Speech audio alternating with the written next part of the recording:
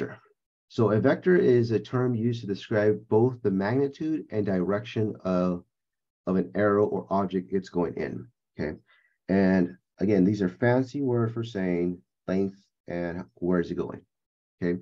So the magnitude of a vector is the length of the arrow, so how long it actually represents. So meaning, I know you guys, if you guys do geometry, rays, or visualize like this way, right? Where we have A, B, and like that. And that's pretty much what we're talking about, array. The only difference is arrays are in 2-dimensionals, vectors are in 3-dimensional. Only reason why. But again, these vectors will not be, must have a fixed magnitude. So in other words, we have a fixed length from here to here. So it just doesn't go on forever with a arrow going on there when it comes to it. Okay. Now each vector has an initial point, which is basically a starting point, and a terminal point, which is again basically the end point of the arrow. Okay. And vectors are usually noted as V's and D's. Now, because I can't bold it when it comes to a pencil, most cases I'm just doing this for vectors, like that. And like given 2 points A and B, this will be considered vector A and B, starting from A and ending at B. Okay, so the order in which you write your vectors do actually matter itself. So just be careful about that kind of stuff. Okay. So quick little example, I already kind of showed you this, but just in case. So we have A and B. So this will be considered like vector V for short. Or you can go the other way.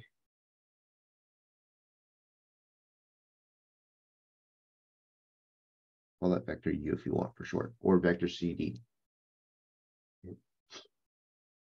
So again, just remember, because I know it's, terminology could be a lot difficult. Magnitude basically means just the length of the vector. Okay? And direction is, obviously, the direction. Where is it going? Up, down, left, right, southeast, northwest, well, any direction we actually want it to be. Okay. Now, when it comes to vector additions, it's the same thing as just adding itself, which is the best part. So let's suppose, actually, I shouldn't say that. There's actually 2 different ways of adding vectors. Okay. The first way is by initial to terminal. So what I mean by that is I first start with one vector, let's say vector U here. And at the terminal end of U, I now tack on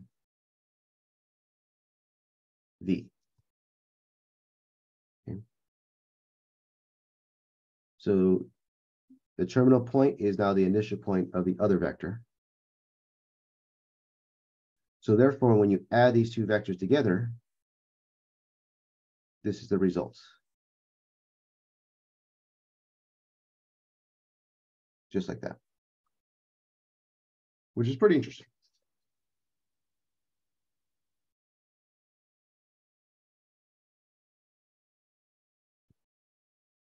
So when we add vectors together, it's the same thing. So if we say vector U plus vector V, like in general.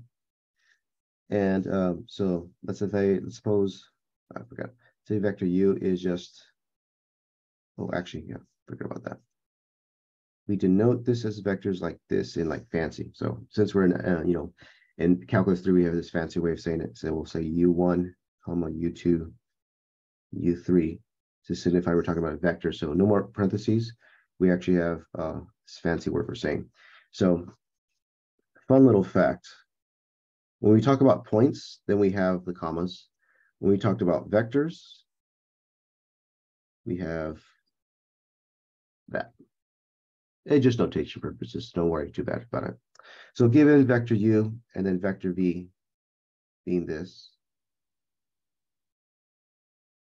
So sum of vectors is basically just add each component together.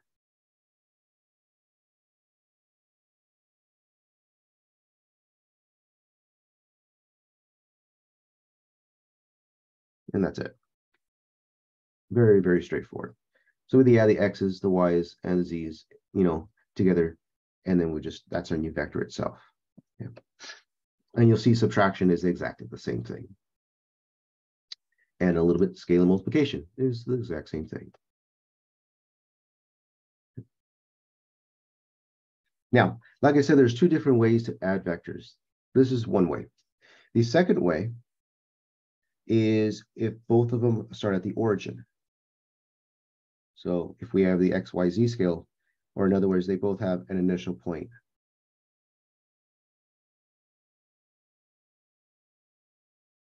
So their initial point is the same. And most of the time that means it's coming from the origin of the XYZ, so 0, 0. Okay. So when we add U and V, we don't get this stuff anymore because we're not, stacking vectors on top of each other. We actually get this. It's actually pretty important for a homework question in this section.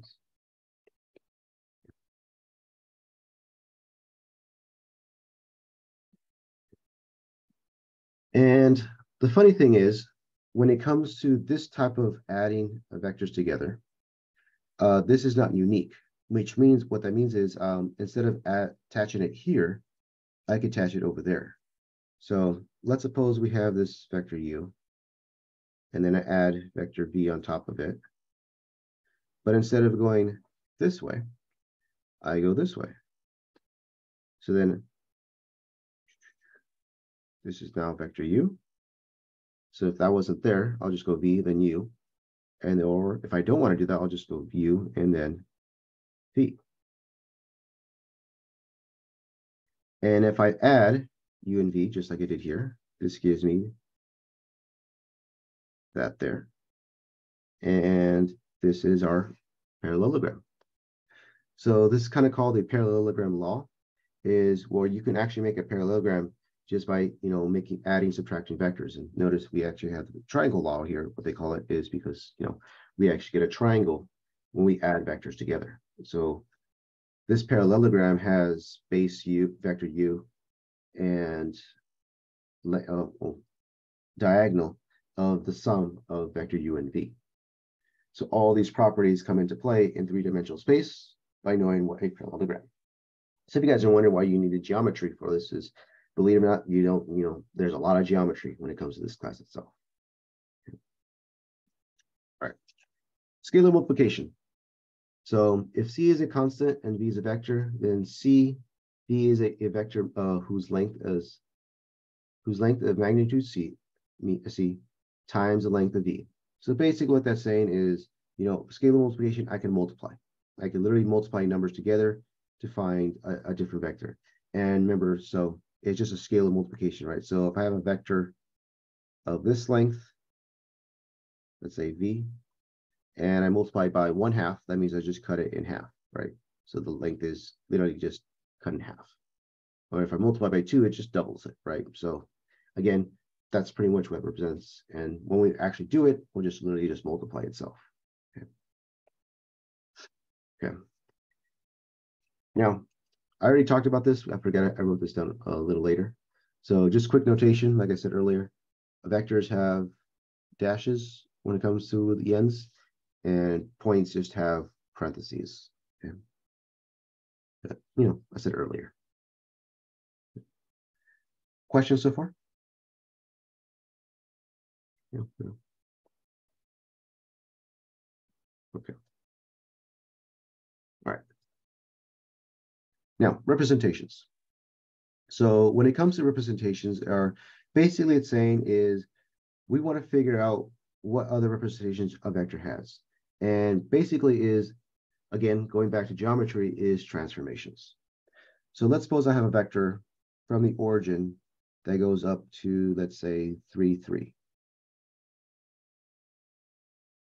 think that's 3, 3.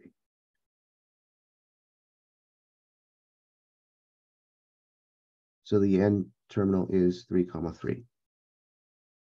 Okay. So a vector representation basically means if I translate this anywhere I want, it has the same magnitude and same direction as the original one.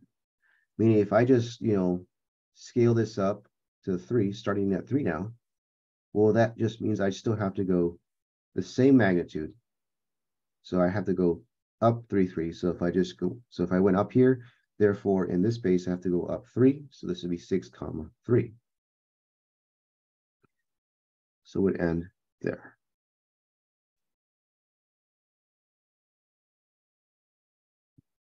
So that's what's called a vector representation. And again, I can go in any place I want. So I can move it this way. So if I go this way, that represents, I'm just going on the X scaling. Whoops. Went up. Sorry, no one got that, huh? Go up by 6.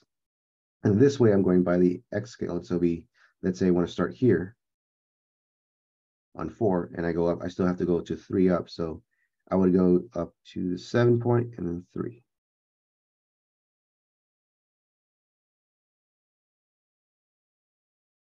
As my terminal point. And again, as you can notice, I could fill up this entire XY plane representations of vectors. And then you just do the exact same thing in 3 dimensions because again, but 3 dimensions is very difficult to do with lines everywhere because you have to now go by up or down and left or right. So it's kind of easier to see what's going on in 2-dimensional space. But again, the key thing is all the vectors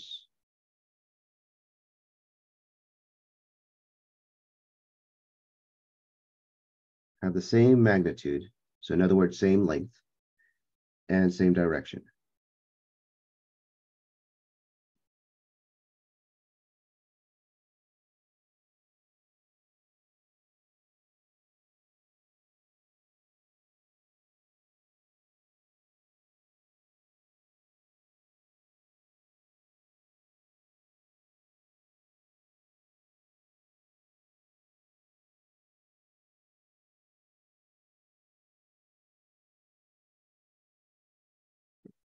Okay.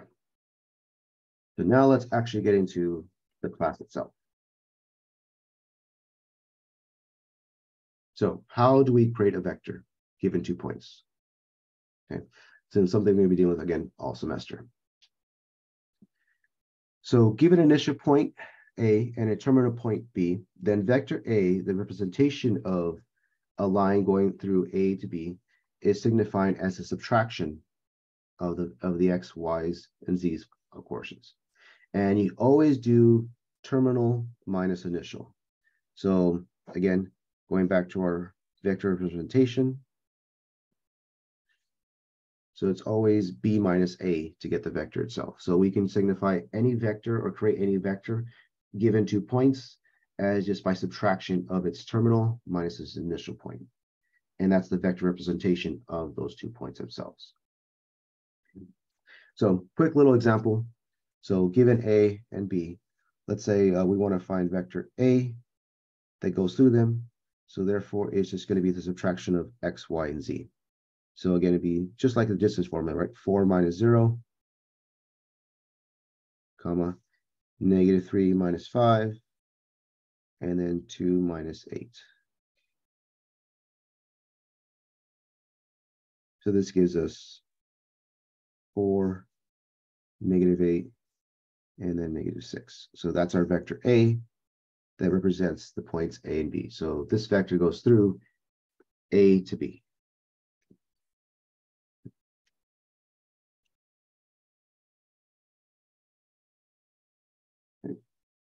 So next up is the magnitude. So how do we find the magnitude of a vector? So the length, right? So the actual fixed length, how far it goes this way in that direction, right? And believe it or not, all we're doing is find the distance between the 2 points. But since a vector already has a point to be done, we consider that point as 0, 0, 0, and the actual point of the vector. So basically the same type of equation as just doing the distance formula. The only difference is the origin, basically, if you want to call it, is considered one of our points.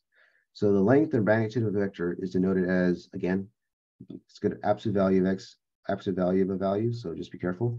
Or this way. So this is the way I was taught. Your book does it this way, though. Just be careful. But there's multiple books that do it this way as well, like the double absolute value. So again, that way students don't get confused with what it means by like the length. So just be worried that some professors and actually some books have this being the most popular one. But since we're dealing with our book, we're going to be just dealing with that. Okay, so this will be considered the distance itself or the magnitude. Okay, so the length and magnitude of a vector is basically just the distance formula. So the square root of the sum of each component squared. And that's it. So I want to do a little summary of this kind of stuff. So we learned a lot about vectors, what we do with them. So why don't we just do some practice problems based off that, so you guys get comfortable with three-dimensional space and vectors. So given vector A to be 3, 7, 9, and vector B to be -1, 3, and -5, find each one. So A. So we want to find the length of A. So just vector A. So that's the magnitude, right? So that's just going to be equal to the square root of each component squared. So 3 squared plus 7 squared plus 9 squared. So that gives you the square root of 9 plus 49 plus 81. And if I did my math correctly, be the square root of 139. You guys can check my work if you guys want. Hopefully it's right.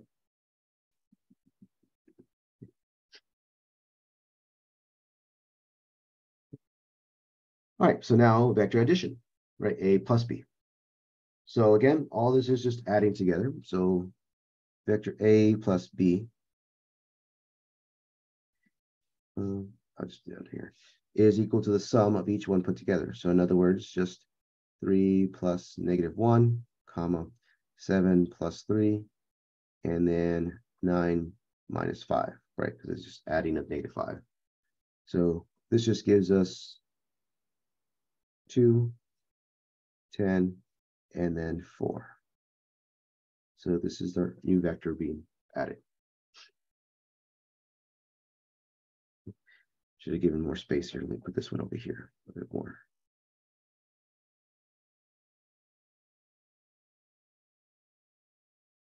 Okay, so now I have a little more space here. Okay. So now let's actually subtraction. So we have vector A. So it's going to be 3, 7, 9 minus a scalar times vector B. Like that. So the general rule when it comes to what we know applies here. Okay.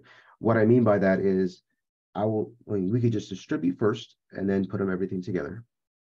So fun little fact, right? If this is just basically distributive property, this is just, our parentheses itself, right? We would have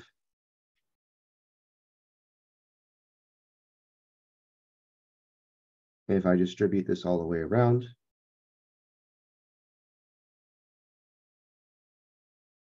that now. Let's say I distribute the -4, so that becomes a addition, right? Because now we're just adding it because I distribute it. Or you can just distribute the 4 itself and then subtract. It really doesn't matter. You get the same result either way. So A minus 4B vector, so this new vector that comes into play would be 4 plus 3 is 7. 7 plus -12 is -5. And then 9 plus 20 is 29.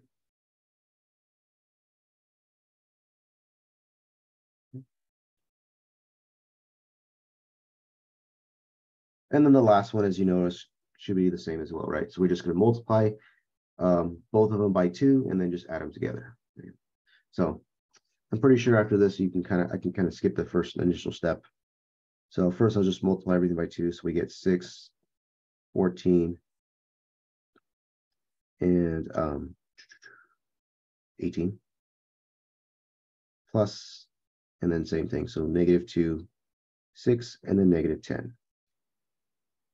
So then adding these two up gives you vector 4, 20, and 8.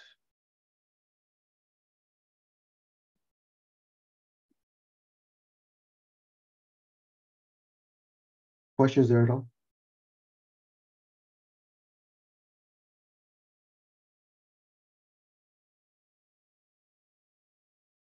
Is everybody comfortable?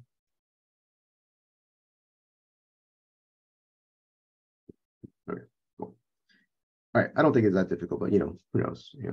We're doing three-dimensional space, so I want to take our time as we do this. Okay, so when it comes to vector addition or multivariable itself, we're always going to having three very special vectors in our place, and these are called the unit vectors. So we have vector I, j, and k. So vector I is the vector 1, 0, 0, j is 0, 1, 0, and k is 0, 0, 1.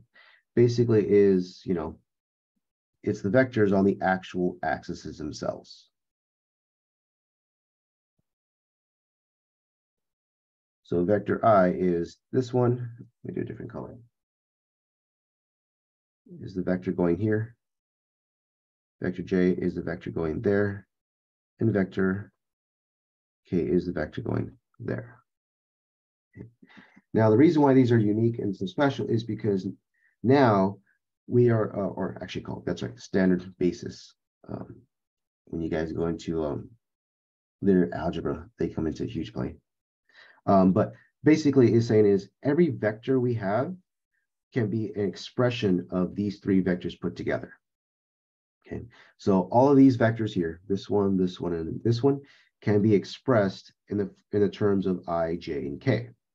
And it's very simple how it goes, since the I corresponds to the x. So the x component, we just times it by I. And since j goes in the y direction, we multiply the y value by j. And since k goes in the z direction, we multiply k times the z variable itself. So in other words, any vector itself, given a1, b1, and a3, can be written as this way here. Again, as a representation of I, j, and k. So, for example, given vector v here, we can represent it as, in terms of I, j, and k, as just saying 2i plus negative 7j plus 10k. And since it was a negative, I'll just make it a little nicer to look at.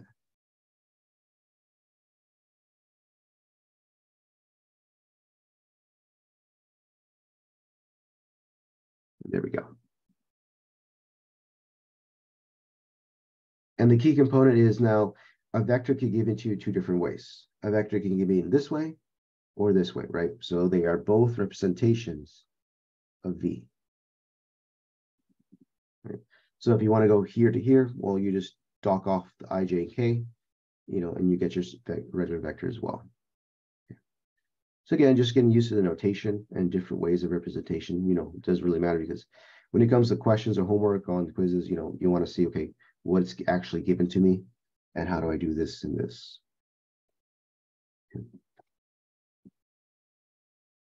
Right, and the last thing in this section is something called a unit vector, which is, again, very popular once we start chapters 13 and 14. So unit vector. So a unit vector is a vector that has a length of 1. That's the key thing. It's length of 1. And so every vector can be expressed as a unit vector by the formula of this. So in other words, I can rewrite any vector to have length of 1. So vector, let's say v, is representation as this. And I know we could find the length, right? So this is considered the length of v. And let's say there was, like, I don't know, 10. We can scale this down to make it just a length of 1. That's pretty much what it's talking about. Now, obviously, we just divide by 10, but, you know, what if it's a length of, you know, the square root of all this stuff, right? How do we scale it down to a single 1, right? We do know that scale of multiplication is kind of weird itself, right? And believe it or not, that's kind of actually what we're doing. We're just dividing by the length of it. So the unit vector is just the vector itself divided by the length of its vector. So we're just scaling everything down. So let's do a couple practices using unit vectors. Again, because, you know, notation gets key, because we have unit vector, we have vectors, magnitude of this, you know, we have a lot of stuff going on. And again, believe it or not, if you guys take in physics, you know, like, oh, a lot of stuff we've done before. And yes, a lot of the stuff you guys probably already done before. We're just going to scale it to 3 dimensions. And you'll see a lot of the examples and applications of this is also done in physics as well. But anyways, you know, that's another time for another day. But for now, let's find the unit vectors of these two itself. So again, right, so we want the unit vector. So we have A. So just in case you don't like this format, well, we can rewrite it. So vector A would be 3, -5, and 1, right? So that goes on top. And now all we have to do is find the length of A or the magnitude of A. So that's something we did earlier. And that's just going to be the component squared. So 3 squared, -5 squared, and 1 squared.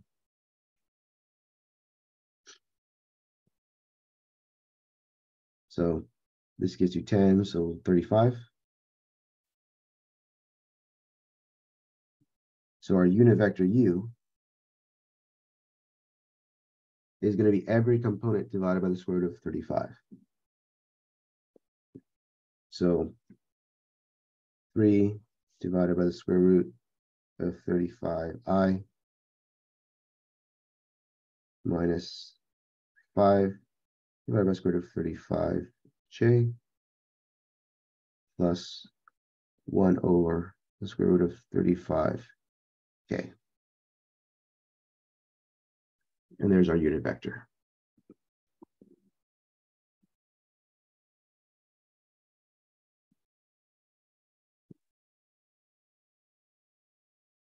Hopefully not too difficult to find.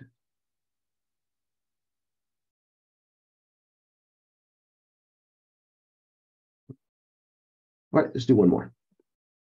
I always like to try at least 2 to give you guys some practice, right? First one's like iffy, second one, it's okay, I kind of understand this. And hopefully the third exams are, and now I really got this, right? So same thing. Again, if you don't like this format,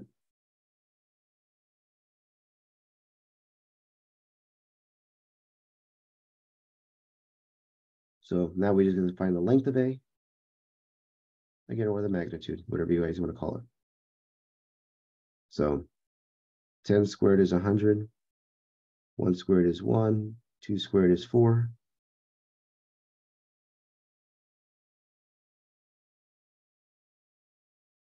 So square root of 105. And now we just, this is the vector over the length of 105. So vector U, which is our unit vector, is going to be -10 over the square root of 105 I plus 1 over square root of 105 j plus 2 over the square root of 105 k.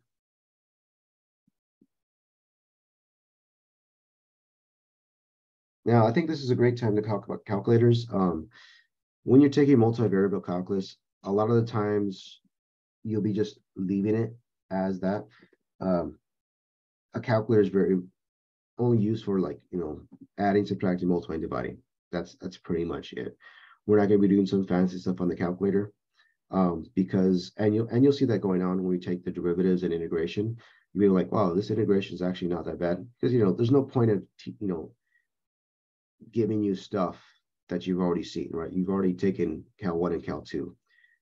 You'll be seeing stuff in here like, oh, this is very simple to integrate. Yes, because the integration derivative part is not the hard part, is the setup to get there and the step after that. So why make it even harder for, so you'll be seeing, like, we'll be integrating surfaces with just like x squared all the time, or y squared, or 2y squared all the time, or -3x squared, and very, very simple types of derivatives integrations. And you'll see that as well in the homeworks. Yeah, since you guys already went through Cal 1 and Cal 2, you guys know how to do the trick stuff. There's no point of regenerating that kind of horribleness with this kind of stuff. And we may do an example here and there just to show you guys how difficult it can be, or how interesting it could be in surfaces. But most of the time, it's going to be very straightforward, simple surfaces itself. Okay? So if you guys are wondering going forward as well. Right, and the last part I forgot to put on here, so if you guys just want to put that, is subtraction vectors. It follows the same thing as adding vectors. However, the interpretation is a little different, or the way it's drawn is a little different. Okay, so just a quick review. If we started from the origin, right, if they both have initial points, let's say vector u and vector v, if you add them together, this goes this way.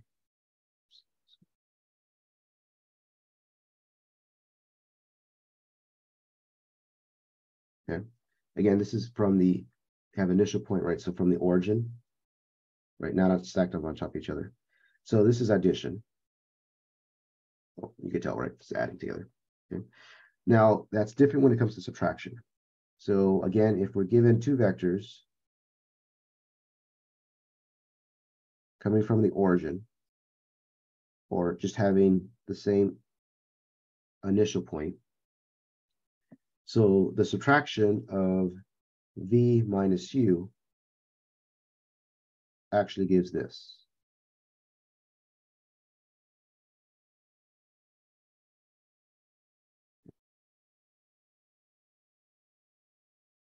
You get a triangle. Hint, hint, later on in the course as well. So again, as long as we have the same initial point, so usually in most cases it's going to come from the origin.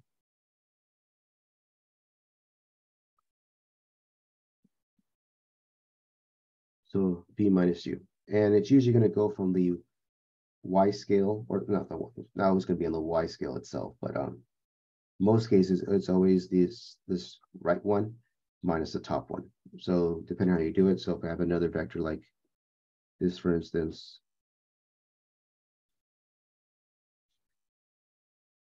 this is usually v minus u, like that.